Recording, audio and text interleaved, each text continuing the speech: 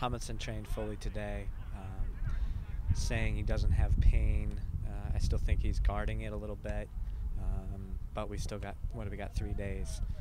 So if we can get improvement over the next 3 days, I do think he'd be in consideration. The other factor, of course, that comes in is that anytime anybody's out for a couple of weeks and doesn't really do any soccer training, there's going to be some rust that we need to knock off. So I think it's 50-50. If you look at what we have available, we're going to be asking guys that are probably a little more attack-minded to do the work on both sides of the ball, and so we'll see what they're capable of. I think we're looking at October 1st, thereabouts. That's our hope for Javier, that he's ready and available come October 1st, and once we have him back, I think that he's the longest one out, barring any other injuries. Wingert should be back by then. Grabavoy should definitely be back by then. Olave should be full strength and running by then. So I think that's kind of the idea in my mind when we're going to be full strength and ready to go. Well, of course, we don't want to get them, allow them to kind of dictate the play. We're a team that's more possession, and so it's important for us to have the ball. And I think whenever we put our aggressive foot forward, we have a tendency to keep the ball a little better.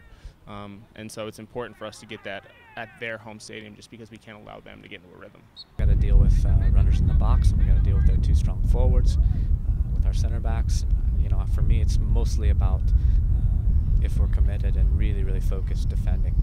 Because the other thing is they got guys that do long throw-ins, and they're real focused on dead balls, and so you've got to be really, really focused and committed to defend all those little plays. You got to give that burst of energy when the beginning of the game starts, and then you're going to have to get a rhythm quick, and you got to finish your chances just like in any game. But it'll be super important to keep some possession.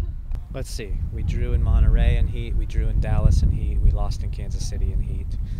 Those, I think, were the 3 hottest matches we've played this year. So 2 draws and a loss in away matches and difficult places to play. I think that we're doing okay.